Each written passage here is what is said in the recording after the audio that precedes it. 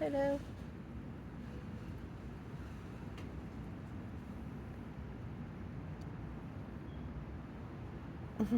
You're cute.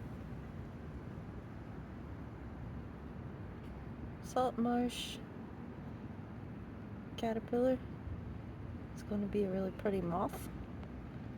Looks like the woolly bears, but he's not. And hi. You can touch him. It won't hurt, but I'm not going to bother him.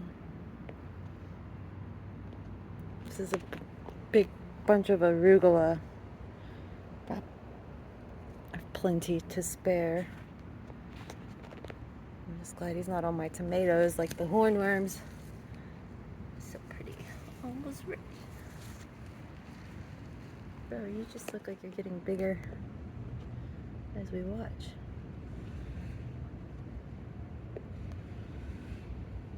And he's making lots of frass.